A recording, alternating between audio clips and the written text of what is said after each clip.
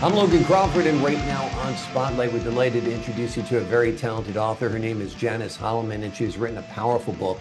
It is called I Am a Survivor, and she's joining us today to share her powerful narrative of resilience in the face of overwhelming health challenges. Her book is a testament to the human spirit's strength, and you will learn today how one woman's journey through adversity can inspire and empower others who are facing similar battles. We're delighted to have this very talented author join us here today on Spotlight. We thank our team at Authors Tranquility Press for helping us put her in the spotlight today.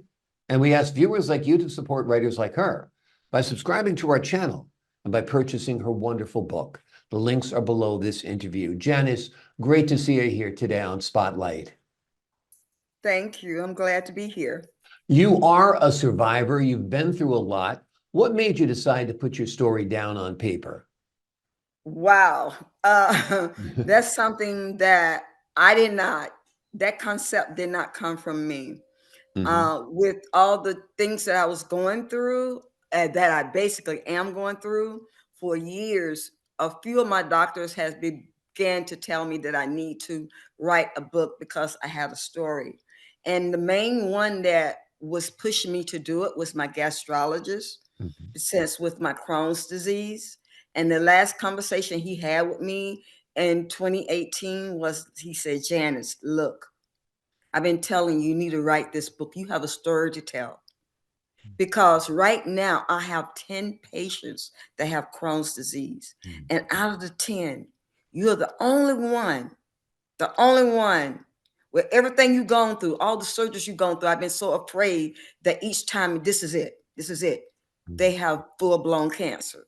So, with all the stuff that you have gone through, all the illnesses that you have and everything, you have a lot to tell people to help them because they can be able to fight it or to view it the way that you do. Mm. What helped you get through your challenging times? Well, basically, it's my faith, my hope, my endurance, and my strength, and the type of person I am. I'm a person that love to look at things as seeing something positive out of everything. So with that being said, I basically just continue to just say, um, that I always look for the positive out of Mhm. anything. I look for the positive out of it. I always ask, not why me, but what can I learn from this? How can I help myself? Mm. How can I help others? And that is my joy because I'm always focusing on helping other people. And that's always been in my life. I'm sure. Focusing your energies outside of yourself keeps you less focused on yourself, more focused on others, and less fixated on the issues that you're dealing with. So I'm sure that was helpful. Tell me about your faith. Is this something you've had your whole life? Is it something instilled in you by your parents? Is it a journey that you found along the way on your own? Tell us about that. But basically, my faith is something that I had all my life. And basically, um, my mom was introduced to it when I was 2 years old. And so that is exactly the reason why. So now, with me at my age that I am now in my 60s, mid 60s rather, Mhm. and so that's been a long time. So basically, over 60 years Hmm. that I, had my faith and my strength in growing up. I, watch my mom and learning things now that I know now that happened to her that made her the person that she is, which is sad. But I remember, and it was sad for me to say that I did not want to be like her as being negative or whatever, but always been positive. And that's just me. I am a positive person. And a lot of people didn't understand that even when I was growing up. they question me. Why do I always smile? Why is it that I'm always happy and everything? And I never forget one time I said, you know what? You don't have to worry about it. I will never smile again. I'll never be happy again. So I did that for 2 weeks. That was the most miserable time in my life. That's And funny. I said, after that, I said, forget it. I'm doing what I have to do for me. Exactly. And that's it. Yep. So, basically that's it. Be the person you were born to be. If you're Yes, blessed with a yes, sunny disposition, show it, let it yes, shine. That's for sure. yes. One of the health issues you struggled with was exposure to mold. Tell us a little bit about that.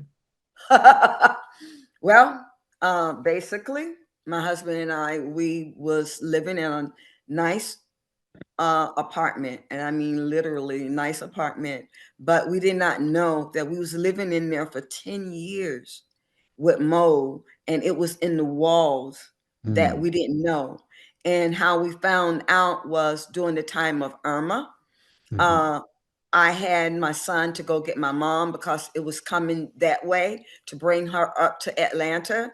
We were staying in Austell at the time, and that was when I'm like on the first floor of 3 floors, and I'm wondering that night when my mom was in the room, why is my walls wet?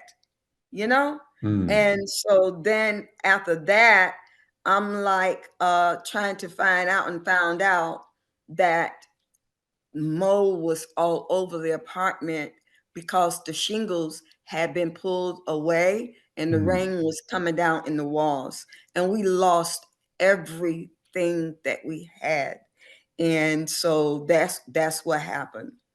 Amazing. Yeah. Amazing. And your husband's health was impacted by the mold as well? Yes. Yeah. Yes. Yes, Terrible. right. Yeah, it's right now I'm dealing with the issue that my husband is in hospice right now. Mhm. I'm very Yeah. sorry. Very, Yeah. very sorry. The title of the book is I Am a Survivor. What does being a survivor mean to you? First of all, being a survivor, it starts with the mind, because you can't do anything unless you have the right mindset. And the right mindset is putting yourself in a state of mind of not letting whatever happening to you, which is, I know that it is harder for some people than it is for others, that the way you look at it.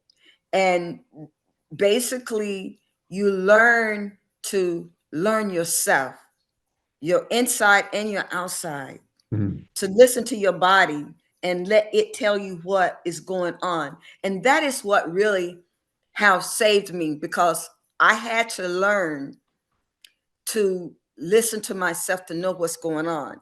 So because I had to learn to let the doctors know, because I had to tell them that you don't know me. You only know what I tell you. And that's why I'm here, so that you can help me. But you can only help me by what I tell you. And Hmm. by me telling you this, that means that it takes 2 to 3 times for you to get the right diagnose.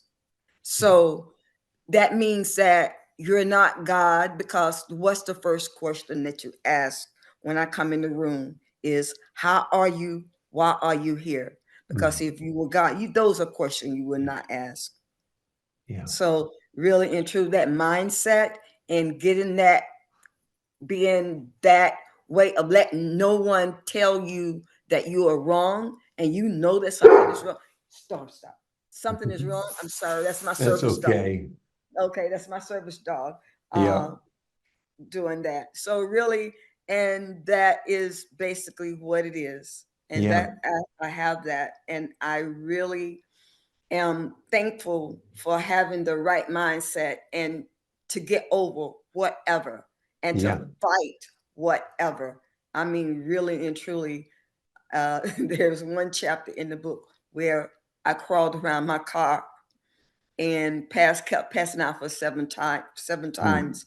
And before, and it was like one guy that was there. I never saw him because I was tunnel vision. And it was so ironic. I went around the car for $21 because I refused Mm. to let anybody have it. Amazing. But Amazing. I did, and Yeah. that's a story within itself. And amazing that I don't even supposed to be here. Many times Yeah. that I don't even supposed to be here, but I am because I'm a fighter. Yeah. And you got a fighter's spirit, a fighter's heart, and a fighter's strength. That's for sure. Was it difficult to write this book? To go through your illnesses and your journey? Was it tough to go through all of that again? No, because really in 29, what was it, 2018, when that happened, then what happened was that I was in a car accident twice within Mm. 20 days. And when they told me that they found something that they wasn't looking for, Mm. the first one, and then the second one, I went back and I asked them to look again. And then I said, wow, I guess it's time for me to write this book. And I didn't know at the time that I had sort of like a photographic memory. Everything start coming back and I can view things. I saw things as conversations like you and I are having right now. It's in the book as conversations. Mm. It's so really and truly I recalled everything what was said. I recall the moment that they thought that I was my body was awake, but I couldn't wake up. My eyes wouldn't wake up. They didn't know I was laying there for 8 hours. And I'm sitting there screaming and yelling, saying, I'm awake, look at me, and tears running out of my eyes and everything. They was about ready to put me in the ICU unit and all that kind of stuff. So, yeah, I remember all those things, and I told them everything what was said. And so I just basically it was an eye opener, and it was basically in strengthening to me Mm. to realize that I'm like, wow, I endured all of this. I endured, and everything. And people that have read the book, like, did you know you were going to write this and you record? No, I did not. It's just that I remember everything came back to me, Yeah. and I was grateful for it. What are Yeah. you hoping that the folks who read your book learn from it or are inspired by? Well, my main thing is the reason why I wrote the book, like my doctor suggests, and I saw that, is to help people because my thing is if I could put a smile on a Mm. person's face, no matter if they are the one that is ill, if it's a terminal illness, um, that they can still crack a smile no matter how hard they having pain or whatever, even as a caregiver, Mm. which is a hard issue to deal with that happening. That part is something to bring a smile, to let them know that they are not alone, Mm. and to let them know that it's okay, but take out time and find something good about whatever, and be able to say and to feel that you are human, but I'm not going to let it control me all the time. And that's the whole thing about it. And basically is to find something that they could share with someone else, even if it's a family member or a friend that has someone that knows someone, then they can be able to give it to that person as a gift Mm. to help them and let them know that it helped them in a lot of points, because I have had a lot of people that come to me and say that. And a lot of people have come to me crying, and I'm like, why are you crying? And that's it. And I find myself in the book, not only you have me telling the story, but the conversations, but also there's 9 words that I live by every week that I pull, and I focus on that one word. And I also have 26 poems that I wrote from my heart that to share with people. And basically that I hope that it's not a book of something to bring them down, but something to bring laughter to them and to bring realization, no matter how dark the matter is. And that is what I want people to see. No matter how dark an issue is, there is still light. And you can still say, I put all of the darkness under beneath and let it stay there. And I'm going to focus on the bright side of things. And that Wonderful. is suffering. Wonderful, Yeah. wonderful. Great work with this book. Janice Holliman is refusing to be defined by her illnesses, nor should you. If you or a loved one are going through some challenges mentally, physically, emotionally, this book will be a guiding light to you. It is called I Am a Survivor. And in the book, she shares her powerful story of resilience in the face of overwhelming health challenges. But through it all, Janice has found a way to smile and found a way to fight and found a way to persevere. Janice, thank you so much for joining us here today on Spotlight. Thank you for having me. My pleasure. God bless you. And here's to a wonderful new year. And to the folks at home, I'm Logan Crawford, thanking you for your time. This time until next time on Spotlight.